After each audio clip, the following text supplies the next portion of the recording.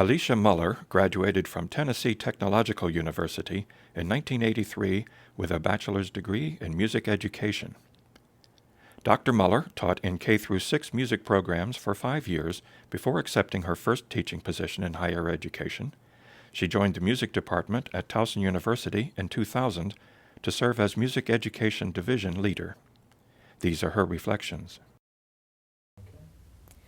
Dr. Mueller, thank you so much for taking some of your time to be with us this morning and talk about your preparation to become a teacher and your subsequent career in education. This will help us broaden our understanding of teacher education at Towson University across time. Mm-hmm. I think a good place to start is in the beginning, and that would be, could you tell us a little bit about your early social context, where you grew up, what kinds of thoughts you were having as you went through school, certainly high school, about what career you might pursue? Certainly. I was born in West Point, New York, in the West Point Army Hospital. My father was in the West Point Army Band, but I was there less than a year before my parents moved us to Indiana. My parents are both music educators. I do come from a family of musicians and educators, not just my own parents. We were in Indiana for several years. My father was a band director. We made our way to Bloomington, Indiana, where he did his master's and doctoral degrees at Indiana University. My mother taught piano in the small apartment where we lived. I had a younger brother and sister. Then we moved to Tennessee. My father taught at Tennessee Technological University, my mother part-time, and that seemed to be the place where I would fall into. I took private piano lessons from my mother since I was 5, started taking flute lessons around 5th grade. I was also taking dance lessons. All of those types of experiences led me to the decision to, why not follow into my parents' paths of what they had chosen in their career. So I decided when I was in high school to, I didn't really think of any other university besides the one where my parents taught and where we lived. So I had several scholarships, and I started out in piano and flute as a double major, music education major, and I ended up just focusing on the piano pathway.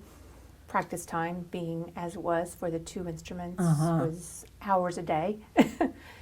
And I graduated in 4 years from Tennessee Technological University. The degree at that point did certify me to teach K through 12 marching band, choral, vocal areas, and general music. So I could be the marching band director. That would be a bit scary.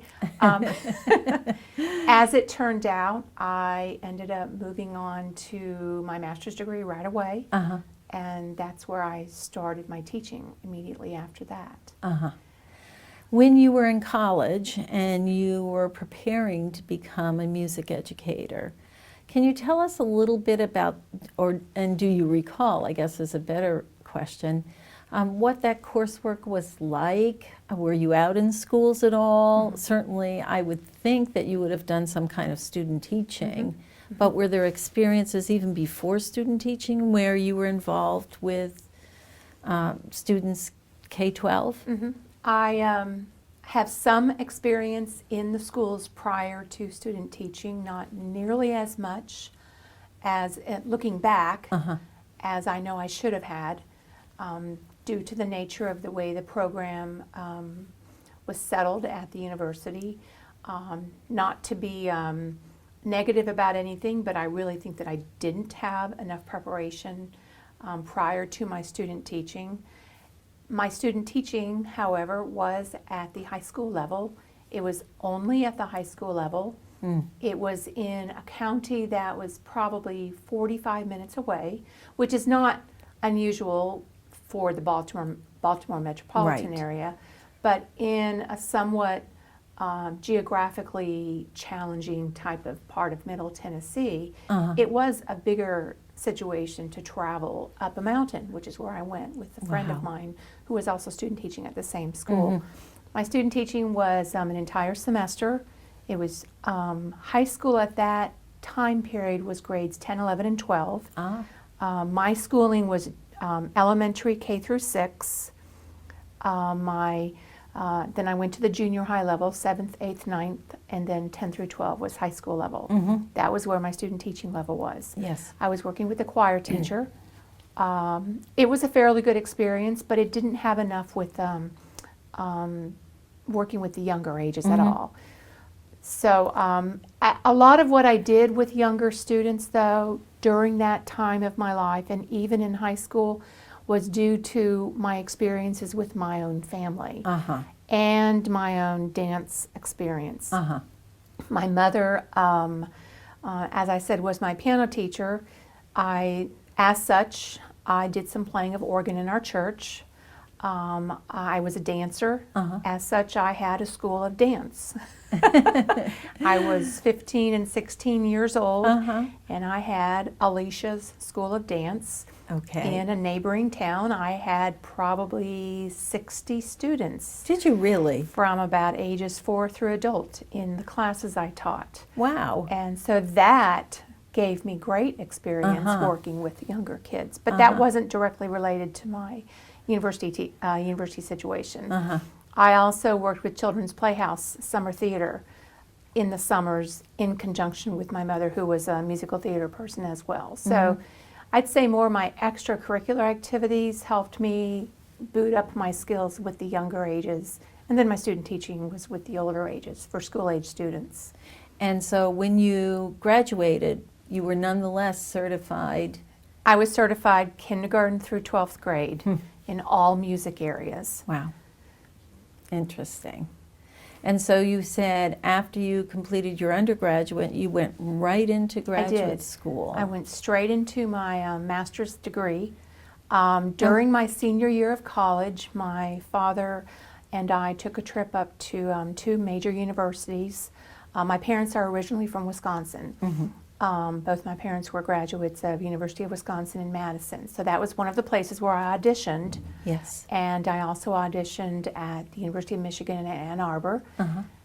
Oddly enough, though, I ended up attending the University of Illinois at Champaign-Urbana. Without having visited the university, I received a full teaching assistantship and moved there the summer right after my undergraduate finished, and launched right into the graduate program, where I started teaching much more formally, school-age children, elementary-age children.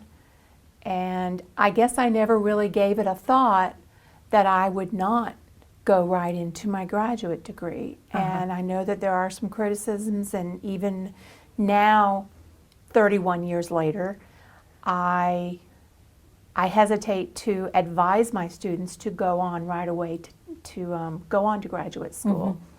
But the nature of where my life was and my experience, or lack thereof, led me to go right into my master's program at that point. And what was the track or the My track was emphasis? music education, and it was more specifically general choral vocal music education. It was becoming a little bit more funneled at that point. Still sure. didn't know exactly what age I wanted to teach, which was fine. I was 21 years old. I was always a little bit young for my age. I was one of the youngest people in the entire graduate program because we had classes that combined doctoral and master's level students at the University of Illinois. Some of my best friends were folks who had taught 15, 20 years. I had a fabulous 12 months of solid coursework, teaching assistantship in a private laboratory school, and then I felt very ready to move on into public school teaching.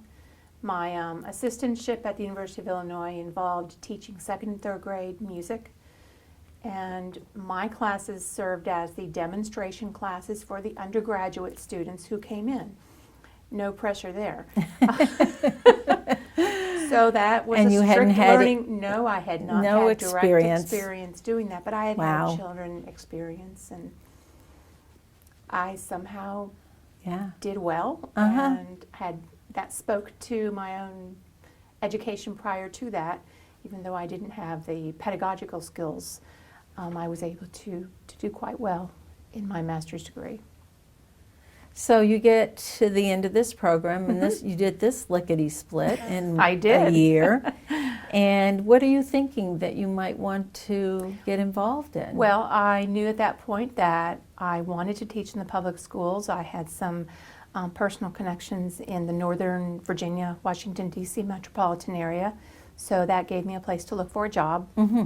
I went out for a couple of weeks in May, stayed with some friends, and I set up job interviews in and around the entire Northern Virginia, D.C. area. This was before computers, so I had to get something called a map out and literally look at the map and determine the places that I might be willing to drive out to, not really being very familiar with traffic situations or navigating the routes. I set up job interviews over the course of 2 weeks, slept on the couch of a friend's in their apartment, and went back to Tennessee at that point where my family lived without a job, not really expecting one right away. Right. About a week after I got back, I received a phone call to go up and interview for one county and then another county, and they both actually offered me a job. Oh my, They a were choice. Prince William County Public Schools and Frederick County, Uh-huh. which in 1983, 84 were fairly small rural communities, and nothing compared to what they are today. So I actually accepted the job at in Prince William County Public Schools. Just by a quirk, that happened to be an elementary position. So that's where my first teaching job was. I did interview for a private school, K through 8. I did interview for a high school and did not receive, actually the private school could not even have paid my rent at that time. Oh my.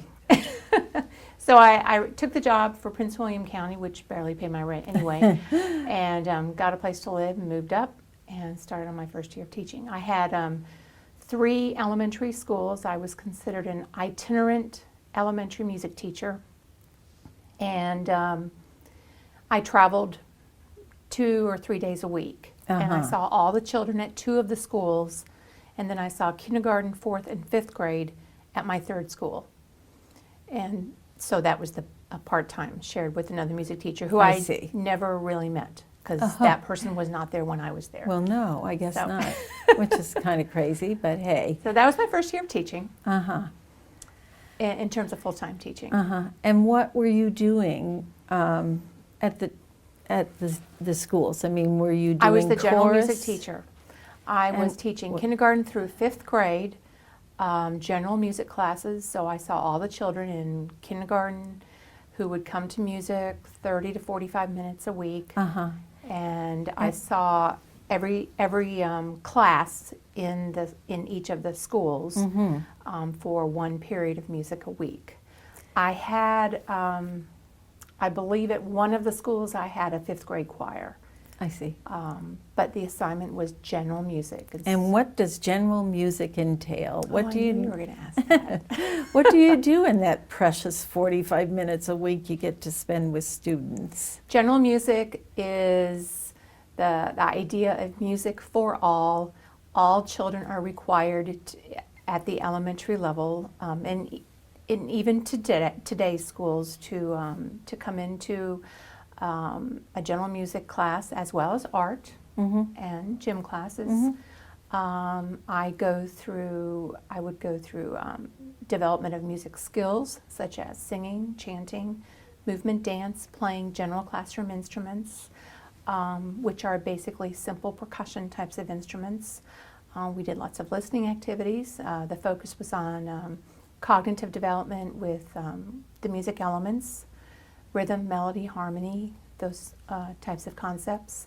The age and development appropriateness was very important because As a general music teacher, you see all children.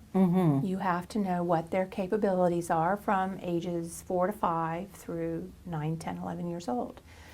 Those children then will be feeding into the junior high, middle school situation. So you had to also have your good connections with secondary level teachers, and the collaborative types of situations were very important. There were a couple of times that I had groups of children that were invited into the middle of the high schools for feeder school concerts, or actually just to attend and to observe some of the performing groups at the middle and high schools, junior highs, high schools, for purposes of just exposing my own children to the types of performing venues that they would have available to them at the older ages. Well, it certainly was good that you had gone on and gotten the master's degree and had the experience with Definitely. young children, because if you had just left your undergraduate, you would have had not a lot. I mean, It would have been more of a blind yes. groping of becoming acquainted with my environmental music setting. So how long did you stay in Prince George's County? It was Prince William County. Prince William. And my first year I was assigned, I was the low person on the totem pole, had 3 schools, had a pretty good year. It was a pretty strong learning curve. I taught about 1,000 children a week. Oh my heavens. My second year of teaching, I had 3 different schools assigned to me. So much for continuity of getting to know your children. Yeah. And getting to know your faculty and your staff. So I went to the 3 other schools and had another very good year. I was young, I had lots of energy. I was living in Fairfax County and commuting down south to Prince William County, so it wasn't a very bad commute. My third year of teaching, I had the opportunity to teach in a brand new school. Ooh. And that was fabulous. I had the opportunity to have one of my schools repeated in my third year of teaching. So I had a little bit of continuity. When I first was applying to jobs in Northern Virginia, one of the counties I wanted to obtain a job in was actually Fairfax County.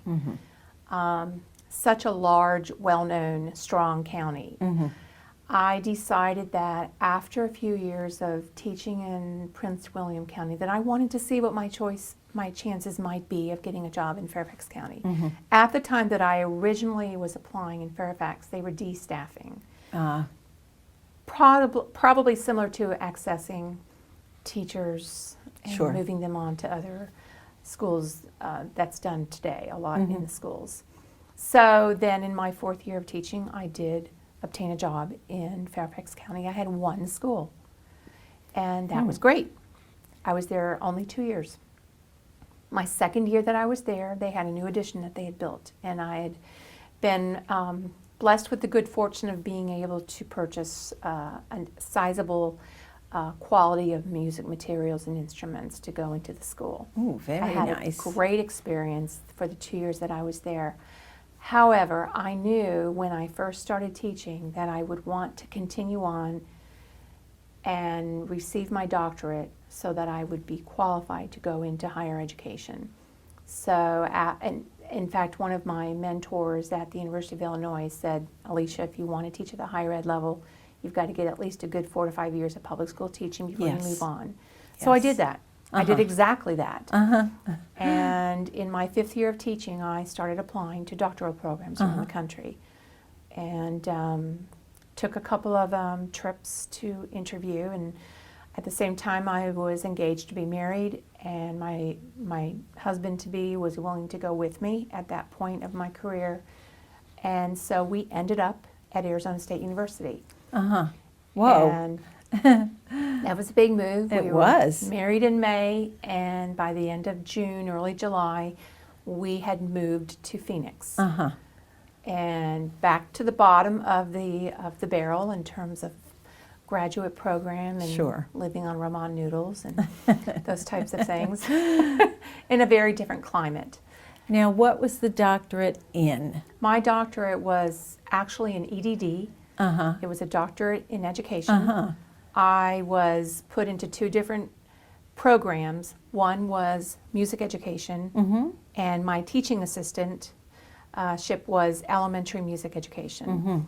And then one was secondary education. So I had a mentor for my doctoral program in secondary ed and one in music ed. And it stayed that way all the way through the 4 years that I was there. I always like to say I got the best of both worlds because I did have great focus on curriculum instruction, pedagogy, and research in the context of secondary ed and music ed. The classes that I taught were to undergraduate students, and they were the music for the classroom teacher. Okay. That is a class I've taught ever since in my various higher ed institutions. And in Arizona State, since it's such a large graduate program, they had their teaching assistants who taught the music for the classroom teacher classes. And so I taught that class every semester for a couple of years. My teaching assistantship then ran out, which was fine. I had two other jobs at the time. We acquired residency so that we could pay in-state residency my third year. My third year of teaching, of attending graduate level classes at the doctoral program, I went into a job share situation with another elementary music teacher. And she was starting her doctorate, I was finishing mine. So I had a .55 position as an elementary music teacher in a school. So that worked out great. That was also the place where I was able to carry out my dissertation research study. So that, in that sense, the flow from higher ed back down to elementary level for purposes of my dissertation worked out wonderfully. It does sound like My other two that worked jobs, well. I was teaching private piano in my apartment, and I was an Orff music instrument director at a fairly well-off church in the area. And I was hired to work alongside a children's choir director. So another kind of a side training that I was receiving these years was in my Orff certification. Tell us a little bit about that. When I started my master's program at the University of Illinois, I started the first part of my Orff certification. They call it the levels training. Went back the following year after my first year of teaching in Northern Virginia, did my second levels training. Continue with my final and third levels training in the Orff-Schillberg method, and it was at George Mason University. So when I went to Arizona State to work on my doctorate, I was already what's called Orff certified, and that gave me stronger qualifications for working with certain methodologies of music and movement with the general music at the elementary level. That also played itself out more when I was doing more with teaching in the higher education with my next job after I received my doctorate. So what is Orff? The Orff-Schillberg method, as it's Yes. called, was named after Carl Orff. It is a music and movement education program developed in the mid-20th century by Carl Orff in Germany, whereby children are actively engaged, children and teacher alike, in learning the music elements through experiencing the music skills. At one point in the 80s, when whole language was very strong of a focus in regular education programs, there were lots of links that could be made with the Orff method because of the concept of working with literacy, whole language development.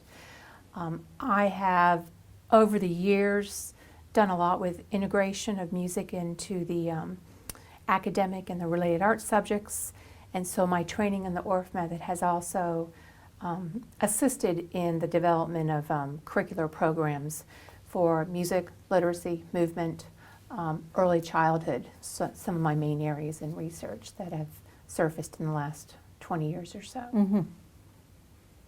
So we're seeing things across curriculum, Yes. some integration there. Yes, I've done a lot with music integration in various subject areas, movement, art, theater, and then language arts areas as well. Interesting. Now you are completing this program at... My doctoral program is complete. I have graduated 1993. During that year, I started applying to institutions of higher learning, and I took a few interviews around the country, and we ended up moving to Washington State University in Pullman, Washington, in southeastern Washington. And I was hired as the general music K through 12 specialist in general choral vocal music. Primarily, I was working at the elementary level because I did have a secondary counterpart. I see. The position involved my teaching large sections of music for the classroom teacher. I had 35 to 40 students in 3 different sections every single semester, as well as my summers, because it was required for the students to take music for the classroom teacher. And we had a very large education program. I also supervised student teachers around the state. We had 3 different branch campuses of Washington State and Washington State University, and so it was not unlike me at all to drive across the state, put my car in a ferry, go out to Whidbey Island, and observe a student teacher. I'm sorry. This we will cut out. I'm gonna get your water.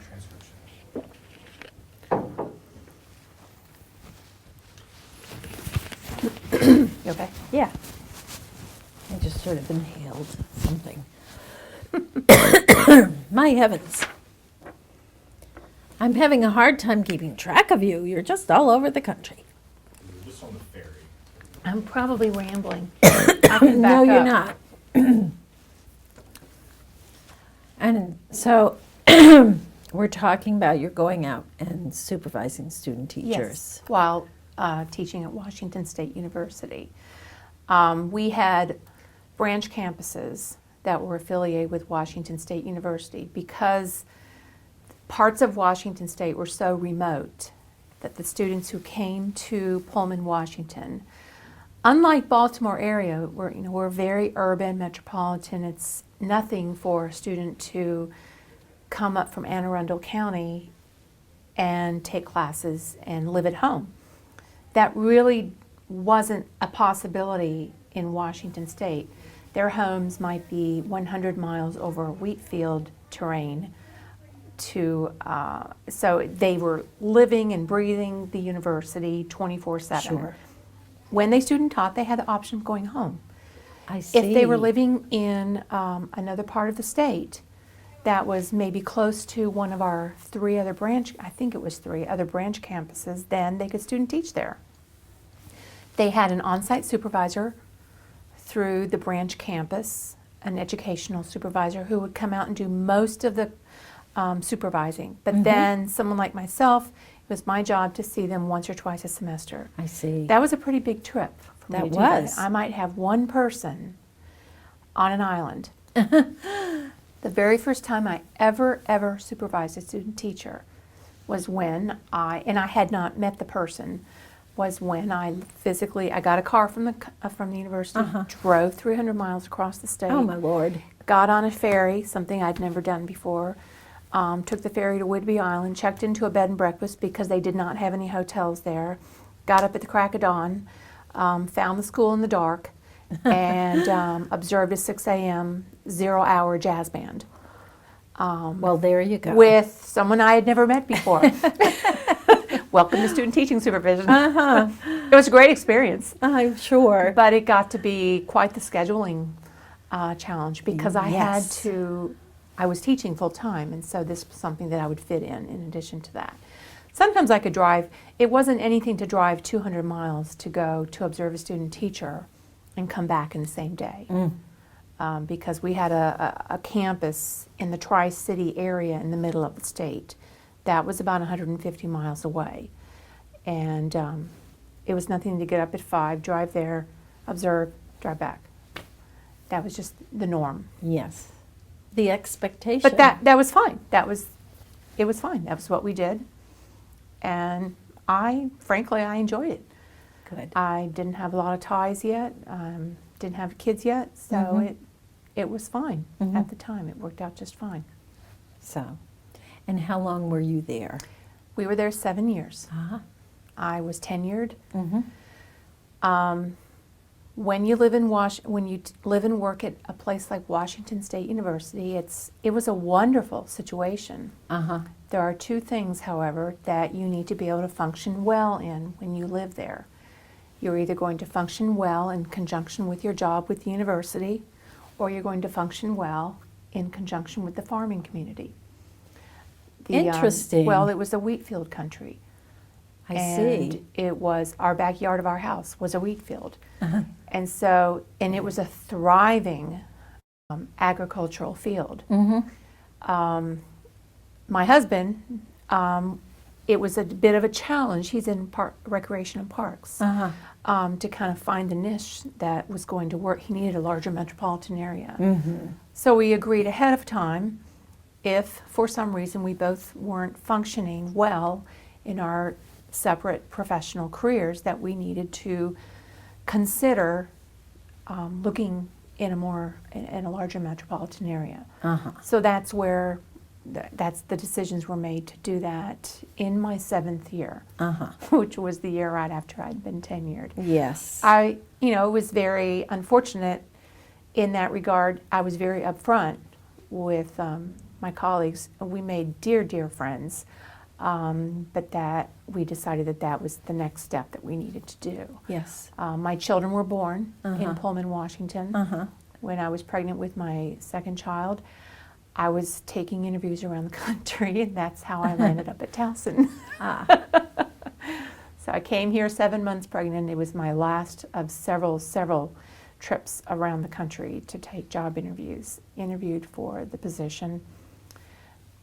Went back to Washington State. My doctor said, "You're done. You're done traveling." Uh-huh. He grounded I me. guess so. Received a phone call the next week from my colleague, chair of the search committee, and said, "Do you want the job?" Mm.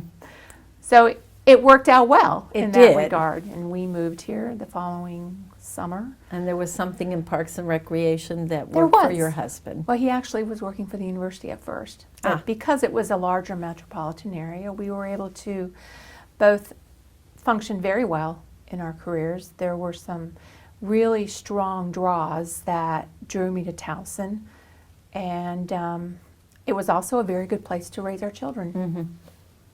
And what were the things that brought you here? What drew you in?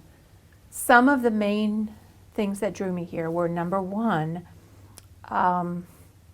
it was a larger music education program. Mm-hmm. It was something where I would be able to do a lot more with an area that I really had not done much working in, and that was working with the early childhood aspect of what I now do in my job. There would be more opportunities to supervise student teachers, which I really enjoyed doing. The traveling was getting to be a bit of a greater problem, more because of family. Another draw was the fact that Towson University prides itself on having the faculty, the full-time faculty, who are the teachers of most, if not all, at least in our department, courses. And I thought that was a remarkable feature for Towson, to pride itself on teaching as a focus, the faculty as those who did teach all the types of classes that the undergraduates and graduates would take. I also thought that there would be greater possibility of collaborating with the schools. We had a very, very narrow pool, understandably so, because we had one high school, one middle school, Right. 3 elementary schools in Pullman. So that was a whole other area, which speaks for itself. That Right. Towson drew me to Towson. Well, remarkably different. Yes. I mean, Baltimore County has over 100 elementary schools. yes, And that's just one of, I knew one that county. that would be a good next step in terms of my professional development and working with schools and collaborative types of projects and those types of things. So there were a number of features that drew me here. I also found it really interesting that of the people who I met in my short interview time here, I noticed that people tended to come and stay. Mm-hmm. And that spoke to me, there must be something good that's happening here, that Mhm. people are coming at various ages and stages of their careers and they're staying. Mm-hmm. And some of those people are with me still, or most of those people are still with me. The age of our own music faculty is quite large Mhm. in terms of the age range. Mm-hmm. And so we all bring a wealth of experience and a diversity of Absolutely. experience to the table. And then, of course, we still, in music education, of course, we are working with the College of Education all the time. Mm-hmm. And I like doing that as well. Yes. So those were some of the draws. You get here, and what is your assignment in terms of teaching and observing or whatever? My assignment was to teach the elementary early childhood education classes. Mm-hmm. At that time, the early childhood education department, this went on for several years, had as one of its requirements the music class. Mm-hmm. I loved teaching that class. Now, I also had as a requirement to teach the elementary ed class, which I still teach now, Uh-huh. and I love teaching that class. Uh-huh. And then I had as a requirement to teach the music methods class for elementary music education method students, Okay. which I still teach to this day, love that class, and then supervising student teachers. I also knew there'd be some opportunity for summer teaching. Uh-huh. That's where I've been able to develop more with my ORF Yes. teaching. I did also carry that out a little bit more in Washington State, but I've been able to be active in the summer graduate program here as well. It's interesting, though, those who are familiar with the university more than a few years historically will know that we had Lyda Lee Tall, Yes. which existed as the old laboratory school, which closed way before we came, but it was the building in which I taught all my classes when we first moved here. All of my classes were right above the daycare, the Towson University Okay. Student Daycare Uh-huh. Center. Uh-huh. My classes were in the one room that I believe was the music room from back in the days when it was a laboratory school. Yes.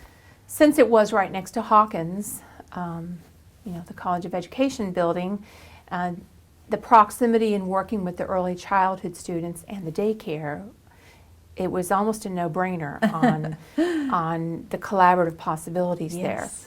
Now, my daughter was 2 when she first started at the student daycare center. Mm-hmm. My son was still an infant, so he was Uh-huh. in another daycare setting. Uh-huh. So I saw possibilities of, and it worked out. I changed when my early childhood education classes were being taught, so it worked with the Towson University Student Daycare Center children coming up to music. Oh, how wonderful. So after about the first 1 or 2 semesters, I was able to work it out where all of the children in the daycare came up to music during the times that I was teaching the early childhood education classes. And I had 3 sections. Uh-huh. We had to work it around nap time, breakfast time, Of meal time, all course. of those types of important things. Mhm. So as it turned out, they all came up to music. And that went on for several years. Worked really well. We had a wonderful collaborative partnership between those classes that I taught. I brought it a little bit into some of my other classes, but it was mostly just for the early childhood ed classes. Had a great relationship with the other content area instructors in art kinesiology. We had large-scale interdisciplinary days that we would do with the daycare children, with some of the regional schools. We had multicultural festivals, and with all the early childhood education classes. So that was a really nice segment of time, which I don't do anymore, but Right. Well, there's no that Lyda Lee existed. Tall building anymore either. And so there's also no, even more importantly than that, there's no music in the early childhood education only.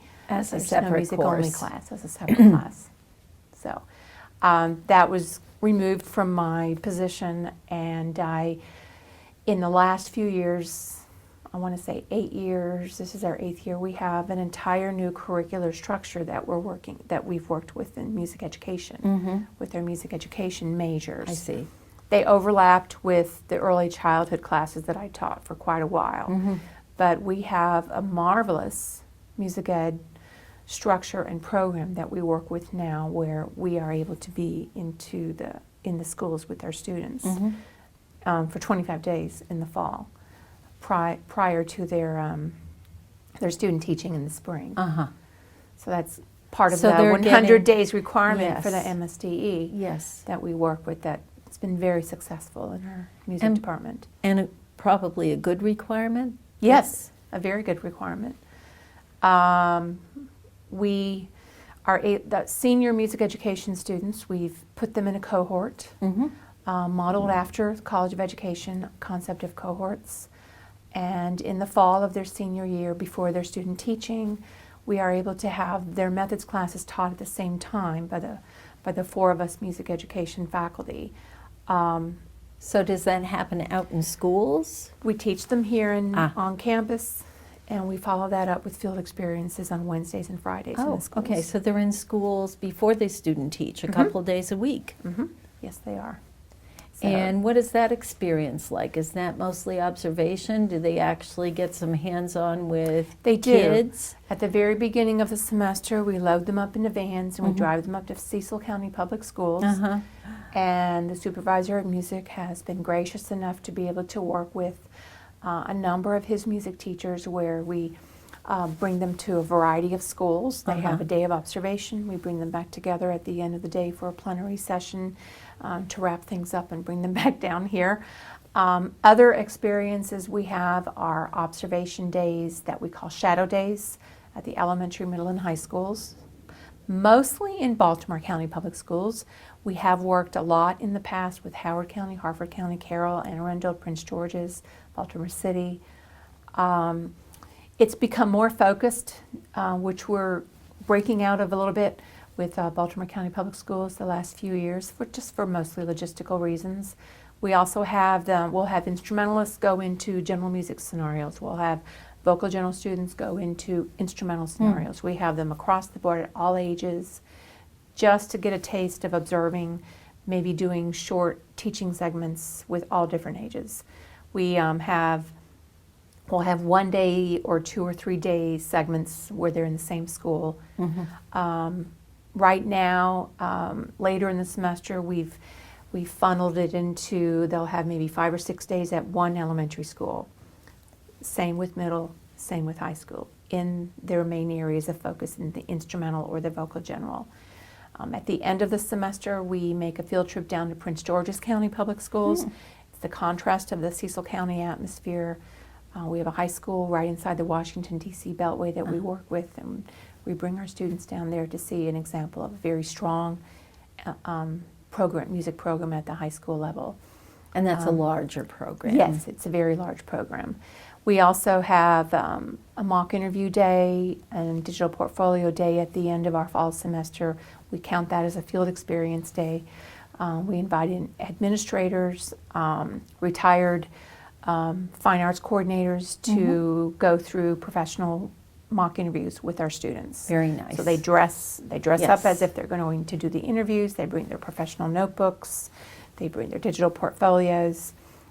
It's their culmination day Yes. that we have at the end of the fall semester. And do they get feedback on that? They do. It's quite successful. We have a rubric that we work with the administrators completing. We all join together at the end, and there's feedback that's given to the group as a whole, and then one-on-one breakouts after that. Wonderful. So it's quite successful.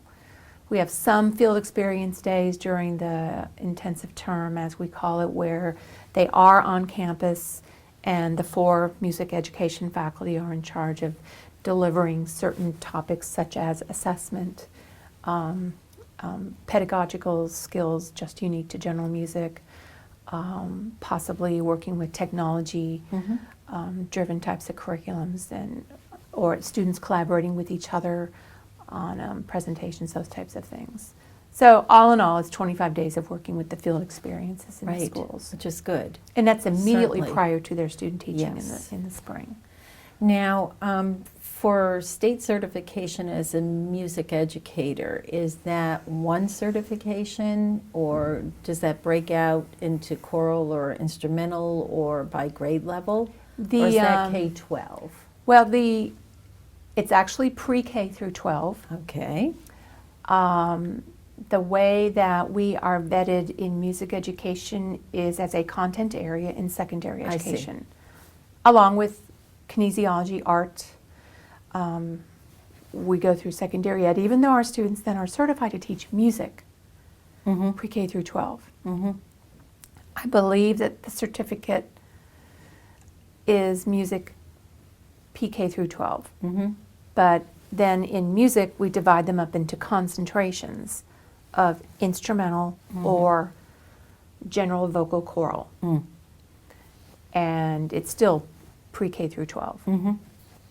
So when they get to student teaching, are they doing experiences at different grade levels? They are. They're doing one elementary rotation. Uh-huh. Usually it's recommended they do that first, and then they follow that up with a secondary rotation of 7 or 8 weeks. If they have a strong desire to do middle school or high school, they are allowed to indicate that preference when they complete their application. We have a very strong positive rapport with your Center for Professional Practice, working with, it's a big job, of course, for the Center for Professional Practice to place right now 34 student teachers for Certainly. the spring in music only Right. settings. Right. And it's a process that starts quite early, and How many? I'm very impressed by the fact that they're able to work with the regional schools to find successful placements for our students. Well, it must be difficult in that. How many music teachers do you have in a school? One in the Yes. general, well, Maybe secondary. You Okay. might have instrumental and choral. one general or- music teacher at the elementary level, Uh-huh. a second instrumental only teacher who might be sharing with 2 or 3 other schools Mm-hmm. at the 4th and 5th grade level. Mm-hmm. Some counties in the area, they have programs of instrumental music down to grade 3. Mm-hmm. Generally speaking, for example, Baltimore County, they start with grade 4 for the instrumental. Uh-huh. So it's not uncommon to have 4 or 5 different schools assigned to you as an instrumental, Yes. elementary instrumental teacher. Yes. Middle school and high school can have any number of 2 to 6 music teachers, depending on the size of the school, of course. Yes. Some of our performing arts high schools in the county, I believe, have up to 5 or 6 full-time music teachers. But that's lined up with the enrollment of the schools, Right. which, of course, are quite large. Indeed. So, this is a lot to orchestrate if you're a faculty member. It is. But we have a fantastic collaborative partnership with each other, the 4 faculty, the music education faculty. Uh-huh. And we've had a little bit of turnover over the last few years, but it's all been for good. Uh-huh. Retirements Uh-huh. and bringing in new people. Uh-huh. The technology expertise is there between Great. the 4 of us. Uh-huh. I'm probably on the lower end of that. We have a wealth of teaching experience in working with students in the public schools between the 4 of us, which I believe is vital for a teacher educator to have, is Yes. experience at the public schools, Absolutely. all grade levels, and across the board of experience across the country as well. Which is fun. That's nice, Mm-hmm. because that does bring a breadth of experience Mm-hmm. that will be different. Absolutely. Yeah. So you have now been at Towson for, This is my 14th year here at Towson. uh-huh. And have you seen changes in terms of pedagogy or curriculum related to music education? Some of the changes that have directly impacted me in my position and then our own music education program has been the mandates with the reading requirements by the Maryland State Department of Education, the requirements of having the reading courses, 6 credits of reading courses taken by all students who are going to be certified. That's been a good experience for me because actually after all is said and done, I'm actually the person who's teaching those classes in our music education curriculum, and it's worked out quite well. Other changes are related to, we're in the midst of working with the changes of the Common Core concepts, the assessment requirements. We're building those in as appropriate and as we are able to into our own program. We're very happy with what we're able to do with placing our students in field experiences in the schools. One thing I would like to be able to do, I speak for all of our music education areas, to get the students in the schools at a younger age. Honestly, they need to be in the schools as early as their freshman year, even if it's just a few hours a week, just to get the exposure going at an earlier age. So we're working on some possibilities there. That's difficult to do, but it certainly sounds as though that's sort of general consensus now, is that you get them in earlier and more often. We are a credit-driven, credit-heavy degree. Yes, and music that's education, and that's a whole other area that we are working with. It's very difficult for the students to get it all in a 4-year time, and students who want to have enriching experiences with other types of performance opportunities, sometimes they decide to take the 5-year path, the 6-year path. Something else that we've seen changes in is the fact that we have a larger number of students who are coming to us as post-baccalaureate students. Okay. We have a larger number of these non-traditional students who are coming to us with other life skills, other degrees, some of them in music, yet they're coming to us to obtain the certification to teach in the public schools. So that's also To teach music. To teach music in the public schools. And they're coming in with no educational background. It's not somebody who's in elementary who's now decided that Not she generally. wants They're to coming be... in with maybe a degree in music, but it's not a okay. teaching degree in music. I see. They're coming to us with a liberal arts degree, and they're fairly strong in their music area. They're coming to us from out of state with another degree. Interesting.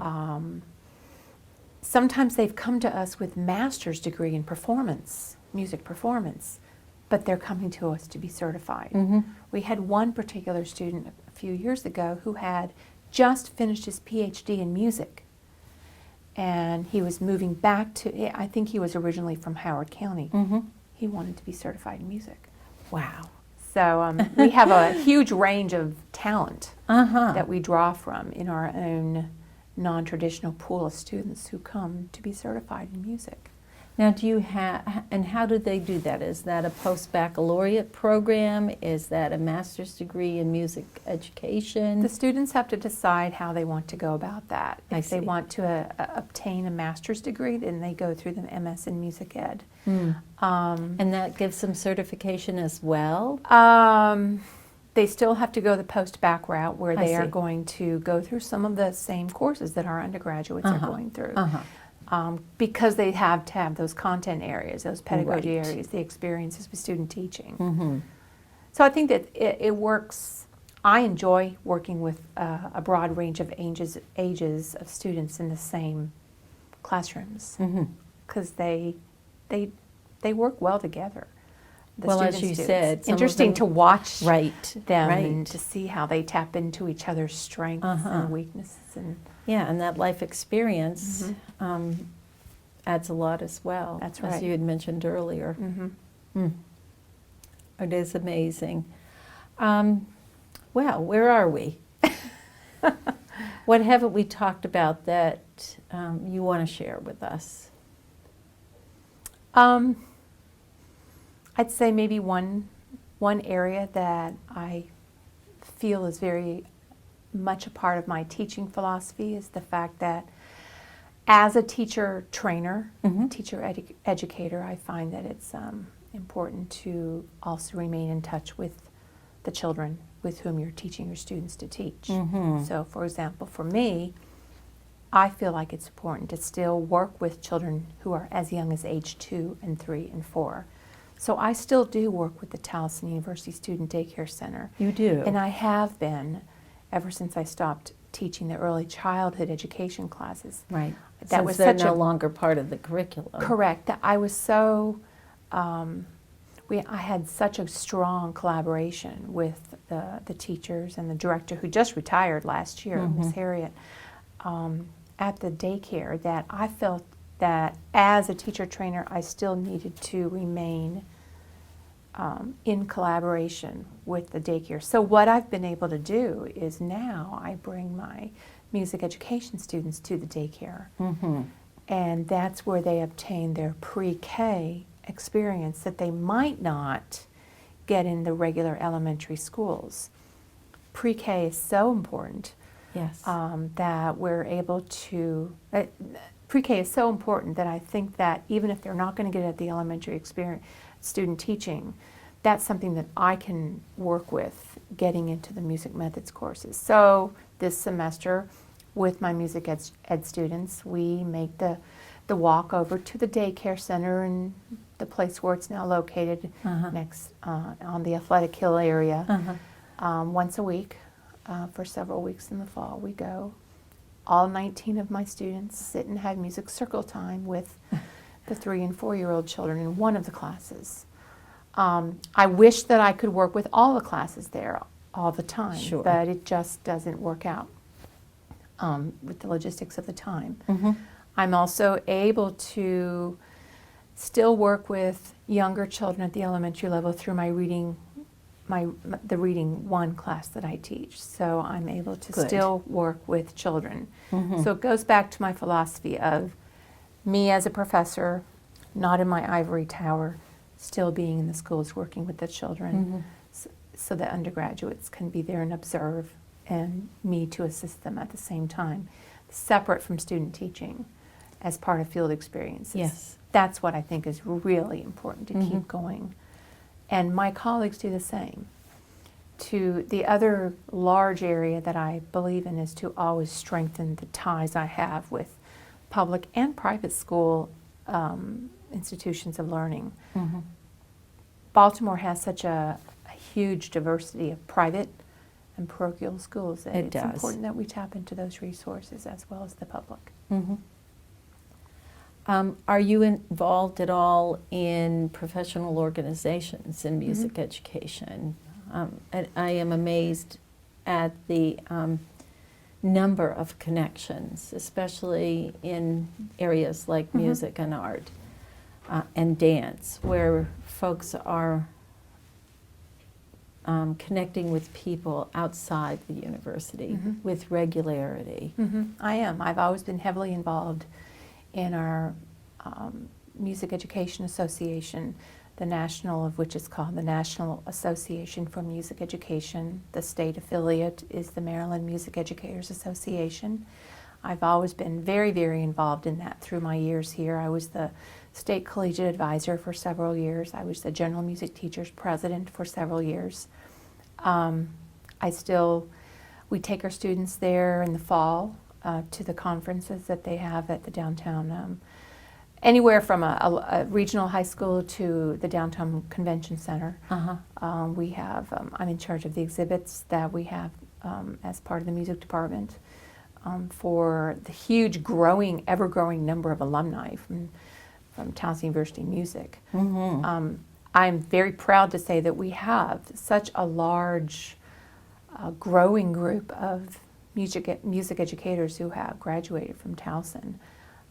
That alone speaks volumes in terms of the fact that our program has remained very strong and steadfast through the years. So yes, I'm very involved in our music education and our music education professional associations. Good.